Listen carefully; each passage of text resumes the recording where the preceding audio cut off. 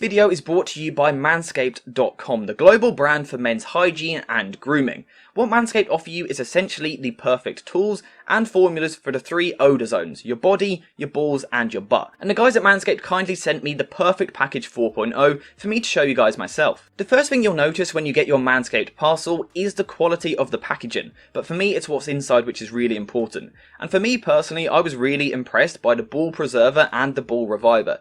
2 things you don't really think about, but it's massively essential for the hygiene of your balls. But of course the main talking point about the perfect package 4.0 is the Lawnmower 4.0, Manscaped's 4th generation waterproof electric ball trimmer with advanced skin safe technology, which massively reduces the chances of cuts and nicks when shaving your private area. Basically, think of it like a choa for Mexico at every World Cup. The Lawnmower 4.0 saves your balls, it really does. It also has a super smart charging system with this little docking station. You just put your trimmer in, give it a second, the light will come on, and now your trimmer is charging. It really is as simple as that. And I think that's my favourite thing about the whole product. It's so small, so easy to use, it just makes the whole process of trimming your balls and looking after your male hygiene, it just makes it all so much easier. The people at Manscaped have actually even gone one step further, because now for a limited time you can get all of this plus 2 extra products for free, which includes this travel bag and also a pair of boxer briefs, which again, really comfortable, really recommend. All of this is available using the link in the description down below. Head to manscaped.com and use code AJAnalysis for 20% off your order and free postage, and again, those 2 free gifts. Make sure to use Manscaped in the description down below to get the right tools to save your family jewels. Hey guys, welcome back to the AJ Analysis channel, where unless you've been living under a rock, you will know that the World Cup is here, and that is the main focus of the footballing world right now. However, I know a lot of you guys are Manchester United fans. You do make up a large portion of my subscriber count, so I still think it's important to talk about Manchester United here and there, especially because even though it is a World Cup and Manchester United aren't playing as regularly, Ten Hag, his job isn't finished, it never is, and right now Manchester United need to be looking ahead at players that they can sign for the future. Yes, Ten Hag has been doing a brilliant job at Manchester United, and United ended up having a pretty decent summer transfer window. There is still work to be done, and if you ask me, if I can find my mouse, which I'm struggling with, there are still flaws in this squad. And that's what I want to talk about today. Talk about a couple of the flaws in the team, and then talk about a few players that you as Manchester United fans, but also Manchester United as a football club and a scouting department should be watching. So, the first position where we know that Manchester United badly need upgrades is in that left central midfield position. Someone to come in alongside Casemiro and perform a really good midfield duo. Now, what does this player need? They need good press resistance, good ability to dictate a game, but also an ability to progress the ball. A Frenkie de Jong sort of vibe. Now, you might think that means I'm going to go on to Frenkie de Jong, and you might be about to click off the video. I'm not talking about Frenkie de Jong. I have a better alternative.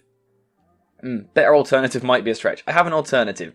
Enzo Fernandez. Now, Enzo Fernandez is a player that I've been talking about on a channel recently. He currently plays for Benfica and is a very impressive midfielder and has been called up for the Argentina squad. Now, Argentina, of course, lost embarrassingly to Saudi Arabia yesterday, and they weren't very good. Unfortunately, Enzo Fernandez didn't get too much game time in that particular match. However, he did come on with about 30 minutes to go, and I thought that Argentina immediately looked better with him on the pitch, and it's because of his ability to dictate a game.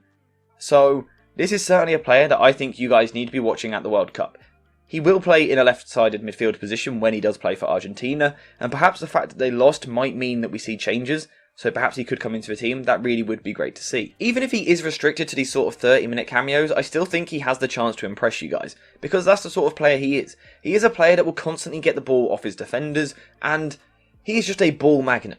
If the ball is on the football pitch, it's probably near Enzo Fernandez. That's the sort of player he is, and we can see that when we look at his FBref report here, where he ranks in the 99th percentile for passes completed, passes attempted, total passing distance, progressive passing distance, passes completed short, passes attempted short, passes completed medium, passes attempted medium, passes completed long, passes attempted long. Bit of a mouthful, absolutely outrageous, and it really highlights how much of an influence he is when he plays. Now, a lot of that is for Benfica, but like I said, when he came on for Argentina yesterday, he was immediately a player that was looking to get on the ball. He ended the game with 40 odd touches, I believe, in about 30 minutes, although don't hold me to that. But immediately, he makes an impact, and I think he is a player that as Manchester United fans, you really should be watching. Now, in terms of tactically, I don't want to go down or go into it and really break these players down. More so what I want to do is kind of give you a name, give you a brief thing on how they will perform for their country, what they do for their club, and then let you guys go watch them and kind of report back to me a bit. Let me know your thoughts on someone like Enzo Fernandez. In terms of his per 90 stats, just very impressive. 90% accurate passes per game, 93% of which are in his own half, which again kind of highlights that ability to get the ball in these deeper areas from his centre-backs in his own half, turn and then look to dictate and play from there. But also his progressive passing is just very impressive. In my opinion, he is exactly the sort of midfielder that Manchester United need, and that is why you should be watching him at this World Cup. So if you do watch him, if you do watch Argentina, let me know what you think of his performances. Another player that you need to watch is Cody Gakpo, and Cody Gakpo is a player that apparently Ten Hag is a massive fan of. If Ten Hag is a fan of him, then I am certainly interested, because Ten Hag has my full backing. In terms of, at the World Cup, what to expect, we have actually seen him play already in the Netherlands 2-0 win over Senegal. Now, personally, I didn't think the Netherlands were particularly good in that game, but the 2-0 win was still impressive, and as was Cody Gakpo's finish. However, apart from that, I think he had a bit of a mixed performance. In terms of what he done on the ball, I wasn't massively impressed. However, what I did like was his movement. Now, let me get the tactics board up. For the Netherlands, he tends to play as a bit of an attacking midfielder, in a 3-4-1-2 behind a two-striker system like this. What I liked in this game was his movement into these areas, into this sort of channel. His movement off the ball was really, really impressive. However, when he plays at club level for PSV, he plays as much more of a left winger, although also at times a striker. So again, that is something that you need to look out for, the fact that he can play in so many different positions. Now, what that does mean is that at this World Cup, we may not get the best reflection of him, because if he was to play for Manchester United, I don't think he would play as an attacking midfielder. But perhaps what we can take from this World Cup is some of the other things. Maybe not positionally and tactically how he would fit in at United, but things like his mentality, seeing how he reacts to different situations on the pitch, whether that's going behind or getting fouled a lot, or his reaction when his team has just scored in terms of focusing, getting the team to focus. Things like that. That's the sort of thing that we could really pick up on from Cody Gakpo at this World Cup. Some of his body language, things like that. Something that we don't typically talk about.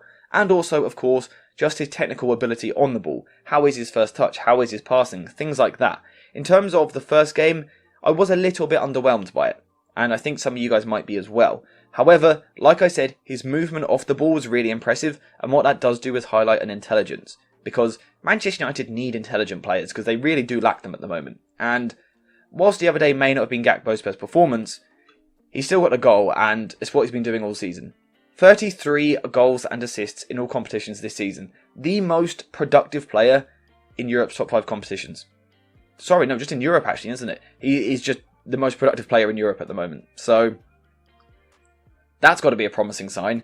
If that isn't a reason to watch him, I don't know what is. In terms of some of his per 90 stats as well, they're just ludicrous.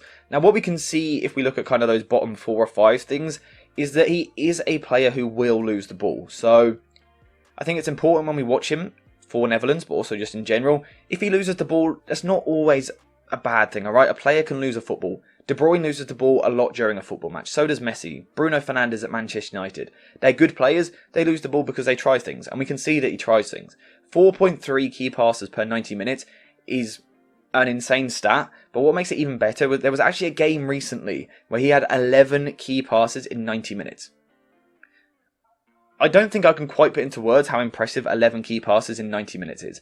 It's outrageous. 12 assists in the league this season, 12 big chances created, 54.7 touches per 90, so he's getting heavily involved. He is definitely a player that you should be watching at this World Cup. We probably aren't going to get the perfect reflection of how he would fit in at Manchester United from a tactical point of view, but I do think individually, as an individual, as one player, there is still a lot we can learn, so definitely keep an eye on Cody Gakpo. The last player that I want to talk about is Dusan Vlahovic, a player who I'm not sure that we have ever mentioned on the channel.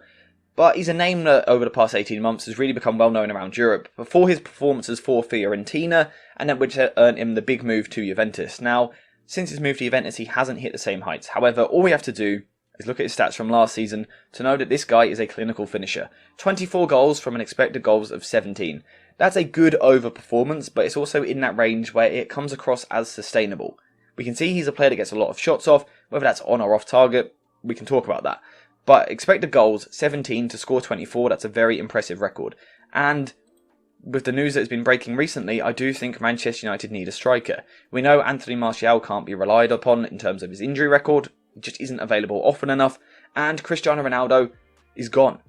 Cristiano Ronaldo is no longer a Manchester United player. Again, let me know if you want a video on that. I can give my thoughts. I can also give my thoughts on the whole Glazer situation. Let me know if you're interested in that. United do need a striker though. No matter what your thoughts on Ronaldo are, Manchester United need a striker because the only one at the club is Martial. Rashford can kind of play there, but it's not his best position. United do need someone to come in and fill that hole. Could that be Vlahovic? I certainly think so. I think with this record, he's a player that we have to watch. I am a little bit on the fence with him still, and that's exactly why you need to watch him at this World Cup. He isn't a player that I've seen absolutely tons, which again is why the World Cup is so great. It gives us a chance to look at some different players.